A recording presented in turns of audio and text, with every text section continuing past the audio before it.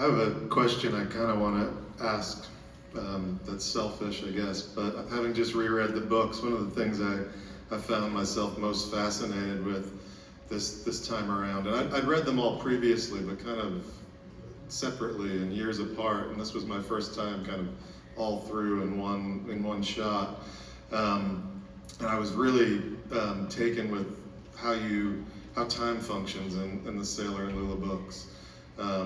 Many years pass across these 8 novels in terms of how old the characters are. Something like maybe 90 years in terms of, from when we meet Sailor and Lula to when, the end of the Up-Down. I won't say any more about that. But the time period of the novels is compressed. It's set over maybe 20 or 30 years. So I just wanted to ask about that. Time, of course, is kind of interesting in the film too, but it's really just a kind of the kind of prologue and coda where that factors into things. But I just wanted to ask you about that, about time. And I remember I was being interviewed somewhere about this, and someone said, well, here they go on for all these years together and apart and together, and they're 30 years into the future, like you say, and all that kind of thing, but the time frame is the same. The time frame is the same. And I said, well, I don't know what's going to happen in the year 2050 or 2030 or whatever it happens to be. I only know this time. I'm not a historical novelist in that sense. And so that's where they live. They're imprisoned, in this period, whatever, in a certain way. But that's all I know, so I'm not a science fiction writer. I couldn't make that up. It's really, it's one of my favorite aspects. It's good to know where you belong. Yeah. I want to ask a little bit about the film. There's a great essay by film writer Travis Woods in the recent issue of Southwest Review about Wild at Heart, about Barry, and about David Lynch. And in that essay, Travis talks about the film as a conversation between David Lynch and Barry Gifford. I think that's a really interesting way to think about it. These are, this is kind of, and this has been said elsewhere, but it's kind of that rare perfect match of author and director.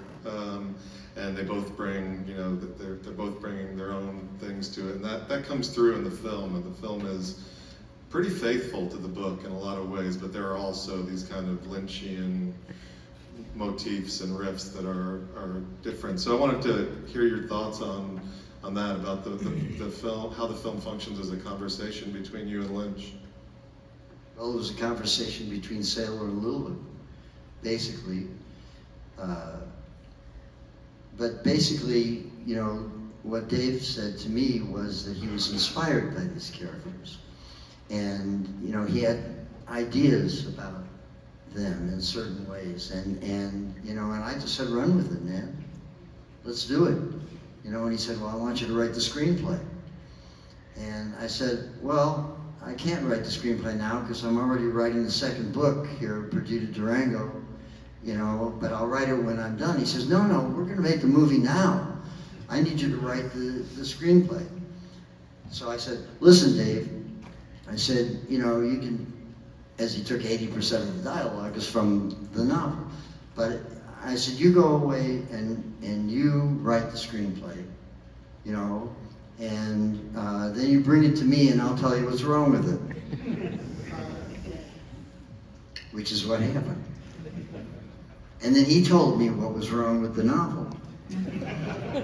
As I expressed earlier about the ending, he didn't want it to end.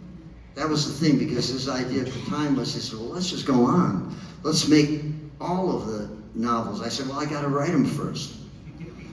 So other things intervened, and we did other things, of course. But that was really how it went. And he wrote the screenplay in a week. Sent it to me, and then I told him what I thought, and this and that, but I'll tag it with the one thing. On the first day of the set, the first day of principal photography, I'm there, and, I come in, and, I had the shooting script, and I come in the night before, And Dave came over and they were just about to shoot the scene where Sailor Ripley kills this guy. But anyway, he said, "Well, Barry, how do you like the screenplay now?" And I said, "I like it." I said, "I think it's good, you know." I said, "But you left out the most important line of the whole movie, the whole story." And he said, "What's that?" And I said, "Where Lula says this world is really wild at heart and weird on top." So he grabs the shooting script. This is the literal truth. He grabs the shooting script, and he looks through it and files through it, and he says, "By golly, Barry, you're right." And then he did a really great thing. Because in the novel, that line occurs very early on. It's like a thesis statement, okay? And we proceed from there. But what David did was to place it at the penultimate point in the film, where Lula is alone in this motel room and she's pregnant, and everything looks pretty bleak.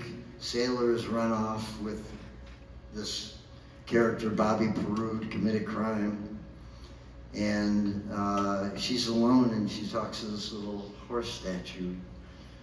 And she's just considering her life, and, you know, because she was a middle to upper middle class girl, you know, who runs off with this guy, and that's when she says the line. Says, "This world's really wild and hard and weird on top." Given the events that have already taken place and transpired between them and their journeying. And I said to him, I said, "Well, this was your finest inspiration. It wasn't the Wizard of Oz and that sort of thing. That's all fine and dandy and, you know, suits you. But this was it. It was placed in the right where it should have been. Not in the novel. It works in the novel. But, you know, a movie's a movie. It's not a novel. It's a different thing. And you have to understand that and what the process is and what the translation from a novel into a movie is. It's very difficult. And 9 times out of 10, people don't get it right. And by the evidence of this movie, and then, not to say the novel, or whatever, after, when was that, 1989, 1990, you know, here we are. People are still interested. People still reading about Sailor and Lula. People still, you know, to this day, it's been the biggest financial success of David Lynch's career. Who knew that was going to happen? We didn't have much money. It was really next to nothing. Next thing we knew, we won the Palme d'Or at Cannes. I mean, this was like hallucinating. I'm serious. And Monty Montgomery, who you mentioned earlier, who was the primary hands-on producer, I remember standing before we went over to the theater, the big theater in Cannes in France at the film festival. And we're in the Carlisle Hotel standing there, and Monty turns to me and he said, "You know, Barry, it's never going to be this easy again." He was dead right. A million